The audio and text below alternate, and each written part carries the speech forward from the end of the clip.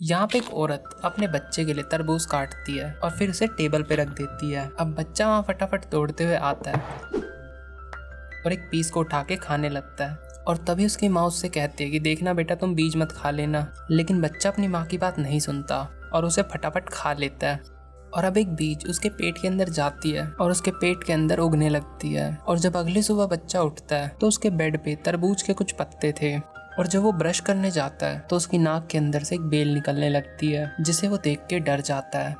और अब वो बेल बढ़ती ही जा रही थी। और जब वो स्कूल में जाता है तो उसकी बेल इतनी बढ़ जाती है कि उसकी टीचर उनमें उलझ के गिर जाती है। और फिर वो बच्चे को क्लास से बाहर निकाल देती है और अब उसे प्रिंसिपल ऑफिस में जाना पड़ता है। और जब प्रिंसिपल उसके पास जाके उसकी एक बेल तोड़ती हैं तो उसकी नाक में से कुछ निकलने लगता है। तो एक्चुअल में वो तरबूज का रस होता है। और अब उसे डॉक्टर के पास भेज दिया जाता है, जहाँ पे अब वो एक धीरे धीरे करते एक तरबूज में बदल रहा होता है। अब डॉक्टर एक कैंची उठाती हैं और उसके सारे पत्ते काटती हैं और उसकी बेलें भी, लेकिन वो बार बार नई बेलें उग जा रही थी।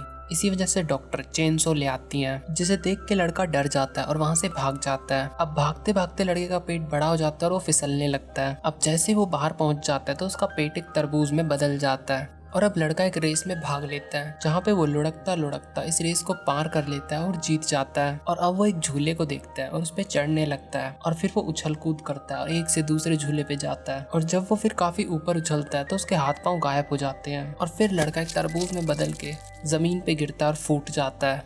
और फिर वहाँ पे और बच्चे आते हैं और उसे खाने लगते हैं।